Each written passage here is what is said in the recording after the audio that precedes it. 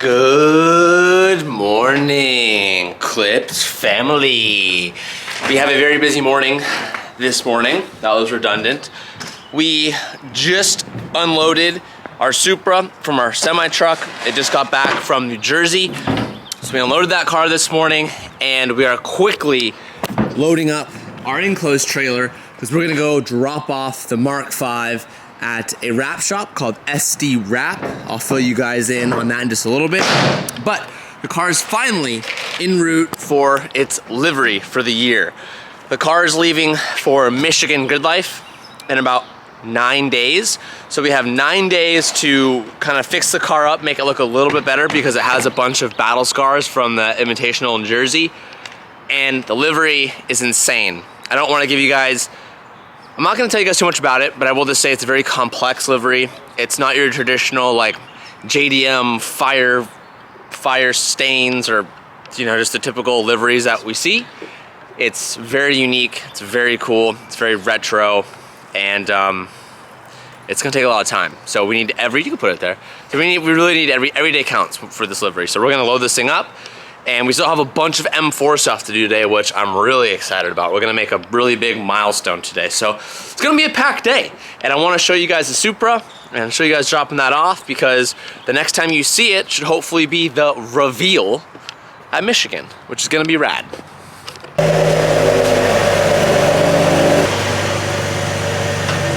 I feel like I absolutely like doing the shit other people can't do.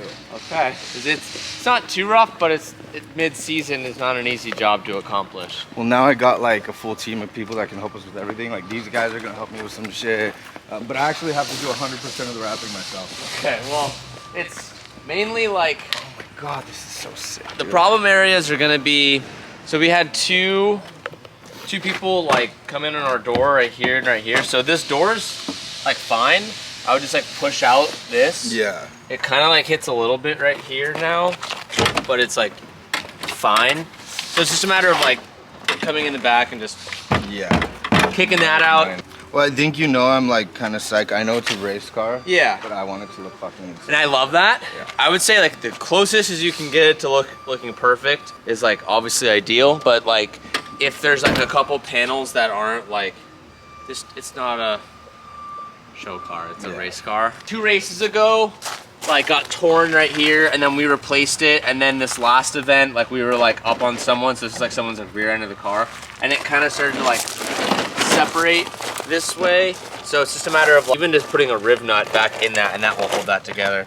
My body shop guys are great at certain things, but when it comes to carbon and making shit fit perfect, I have another guy coming down from LA for that. Okay. So to give you guys a little bit of a backstory, this is Ramin. I have known him before I even started my channel.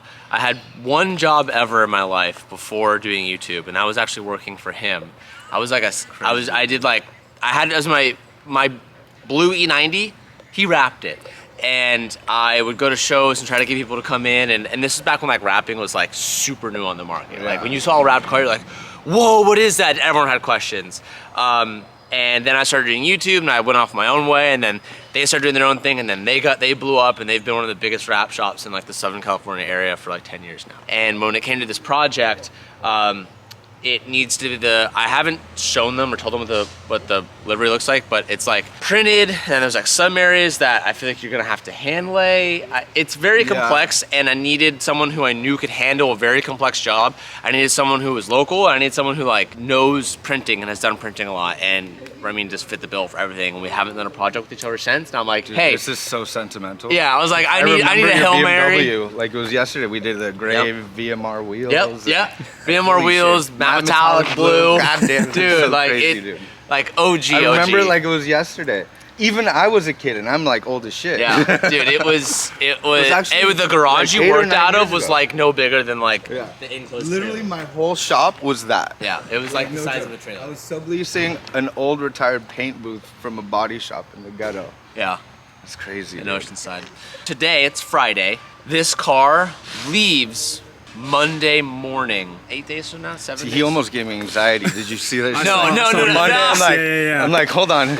So there's like, I think I have a phone call. There's like Monday to Friday and then a couple days. So like, I'm nervous. It's an impossible task, and it's a Hail Mary. So like, I wish there was more time, but that's like all the time we have. So as far as you can get. I think you know me. I only function off of chaos. Okay. Well, like, this is like everything I do is a fucking nightmare. I feel like this is like such a hard ask. So I'm excited to see how it looks. And I love the livery. Like I have to be careful. Yeah, I can't say anything. Yeah, we don't want to say really too much. Special. It's like a throwback to an '80s livery that once lived on another famous Valvoline car. So we're gonna be remaking it. And it's nothing that I've seen on actually any sort of really JDM car. No, as I was telling them, it's not this like JDM just pinstripe fire flames and this like it's completely not like that at all. And it's classy. It's classy. So sick, it's like corporate bougie. I don't know. It's that top tier shit. It's dope. Yeah, it's like you look at it and you're like, oh, that's a car at expensive race program. Yeah. So I don't know. I'm excited for it. Dylan remade the whole livery. Like it took him like a month. It took a lot. Yeah, like very particular. Like, there needs to go a lot of credit to the people who are creating that. Yeah. And I'm grateful he did so much detail because it makes my life It should help it a little bit easier. Yeah. So. I mean, even like, I don't know wrapping like you do, but you're gonna have to figure out how to wrap, make it work over all the extended leg. I love that you get it. Having all this stuff and that's why I'm gonna do a bunch of test stuff before we disassemble it. Yeah. But having a livery with really detailed accents line up with all this extra stuff is tough. Yeah, nightmare. And this hood is actually wider and bigger than any materials. Yep. So materials all come 60 inches, there's 65 and like 80. Just remember, in 2 months, I'm gonna come back to you and be like, hey, we need all this other shit for your app. Like, so keep that in mind. I love the perfection, but don't kill yourself on the small details that it's a race car, it's a 10-footer. It's like a 15-footer. Yeah. Up close, if there's this and that, like that doesn't matter. It's gonna go thrown into a wall. Car's gonna be crashing into me. Expect it. Yeah, like, so just honestly, like these are our scar battle wounds that like you're proud of probably. Yeah, no, I am, but like it's gonna get fucked up like very quickly. So just don't like waste yourself killing time on like, oh, we needed to this, just like you could notice this from like, and it's like. What I know for sure is the most important thing. Yeah, the deadline is all that fucking matters. I guess you guys will get a sneak, whatever. This, we're gonna do like red and blue, and I'll like go over some small details, but if we can get like printouts for all the wheels, that's like, you know, so like just the spoke. So that's like red and that's blue, so it makes a V. Oh, okay. I'm gonna demount the rest of the wheels for you and bring them like Monday or Tuesday, so we can get like those little printouts and stuff made. Perfect. Yeah. Dude, this is sentimental. Yeah, no. Like, it's really a cool project. I'm really stoked to have you do it. I'm really curious to see how you pull it off too, because man, it's gonna be a because fucking I have bitch. No clue. Yeah, it's gonna be a bitch working with a car that's fucked up. Luckily, I have a team of legends that can help me make it happen because. Legit, no joke. Still can't take a license plate frame off. All right, we're getting back to it. Today, I don't want to show too much, but today we're back with the hood. We're chopping the hood into a million pieces so we could fit it on this car, so we can start making the support brackets for the front bumper. Because now we have the fender bracketry made, so the fender is where they need to be, but you have to make custom support brackets for pretty much everything in the front end. So that's what we're working on today, and we're just reassembling the car and getting pieces off the ground because we have pieces of this car everywhere. This is such an endeavor. I actually look forward to seeing if anyone is ever dumb enough or is able to get their hands on another another GT3 kit to see someone else try and build this, because man, it is so difficult. All right, just got home and I got my LZ trophy from the last competition. I got it out of the semi-truck today. Sorry if you hear obnoxious breathing, it's this little guy. Hi, bud. I know, he's very excited. I just got home, so he's very excited to see me. Hi, buddy. Yep, hi. Okay, now leave. I need to talk to the camera. Beat it, Hilo. Thank you. I just brought home this little first place trophy, which is really just a skate deck, but this was like the trophy for the first top 16. And I put it next to that trophy, which is next to that trophy, which is next to that trophy, which is next to this check, which is next to that check, which is next to that check, which is next to that check, which mirrors that trophy, and that trophy, and that trophy, and that first place qualifier. And I was just kind of thinking, and there was something that was on my mind that I thought was really cool that I was just hyper aware of. I remember it was almost like a year ago that I was talking to the vlog, And I was talking about how in one of my drift competitions, I was really upset with my results. And I was like, I'm just so upset because I know I can do better. I know I can be better. And that was like a year ago. And I think I took the time before the next comp to really just like collect myself, visualize my performance, and just really mentally prepare. And I really didn't like excel as a driver within the 2 months in between competition, but it was more so just getting my head in the right spot to knowing that I can believe that I can win because I knew I had the talent. I just needed to put the results down. There's a point to this story, so just stay with me. Next competition, I think I go and I get, maybe it was first place at like the Drift League comp. That's irrelevant. But the point of the story is I went there and I won. And once I won, and I was a winner in my mind, I finally believed that I was good enough and that I was a winner and that I could be a winner. And then once I really got my mind to believe, hey, I've won once, I've beaten all these people that intimidate me as other drivers, once I believed that I was able to do that, once, everything changed for me. And then the next time I went to a competition, I won. And then the next time I went to a competition, I won again. And the next time I went to a competition, I won. And then I started winning and I started performing and I started to get the results that I wanted and I became a winner. And inside I believe of myself as a winner. And something that I wanted to just touch on, that I was just thinking to myself, like, how come like it took one time for me to win and then I started winning all the time? Was it a car? Was it the people around me?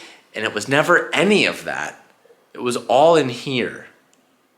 And before competitions, before that, I used to get so nervous before going to a competition because I was so worried about what other people would think of me going and driving well on YouTube, driving, with other pro drivers, and then going down and trying to put it down in a competition and then not being able to do it. And I was just, that rattled me so much as to what other people would think that I could never perform. But then once I won it once and I got myself to believe that, hey, I deserve to be here. I am a winner. No one can think otherwise because I did it today. I like unlocked something in myself. I truly became to believe in myself. And then all of these wins started happening. The reason why I'm telling you guys this is we are all winners. You are a winner. You just have to really believe. You'll be surprised on how much better you can perform at life when you truly believe you're a winner and that you deserve to win. And I believe that mindset follows in everything in life.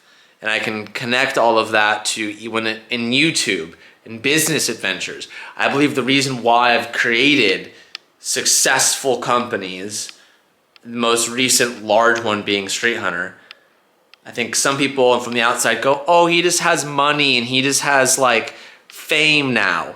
But I worked for that money. I worked for that quote unquote fame. But it all came because I believed I was worthy of those things from a very early on stage. I always, and if you guys are OGs, would talk all about the law of attraction and the power of mindset. I've been able to develop a mindset in life that I think is so valuable that I hope I can teach to you guys out there or get you guys to challenge yourselves to think outside the box or think harder, that everything in life is truly obtainable. You just have to really believe inside your mind that you are worthy of that.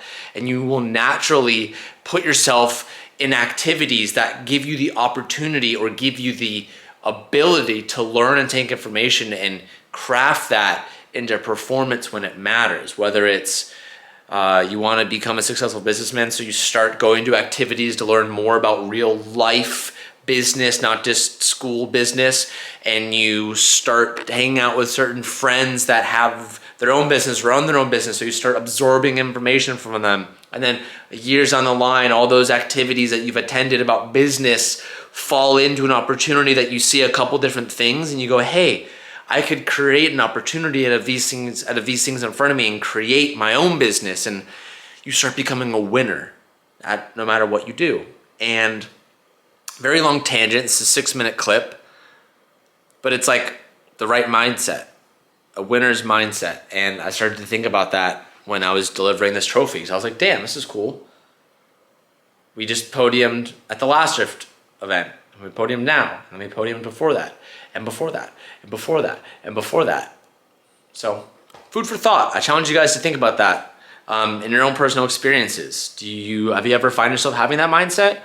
Or do you feel that you haven't ever thought of it that way? And maybe you can start being more consciously aware, be more self-aware. Maybe try to apply it to yourself. I don't know. Speaking of that, this is pretty cool. I don't know if I ever showed you guys this magazine, but this is a magazine when Street Hunter was first started. Look, Street Hunter's on the front page mag. And we got a full page spread somewhere in here, I swear. I was going to get it framed. I need to find a place I can frame it. This is a couple years old, so you can't buy it now, guys. I've never shown you guys this. I never had a copy of it, but I stole it from Kevin's house the other day. It's right here. Check this out. I want to get this framed somehow, but talk about a winner's mindset. Shit like this. It applies everywhere in life. Really cool. Magazines don't really exist anymore, but food for thought. Think about it.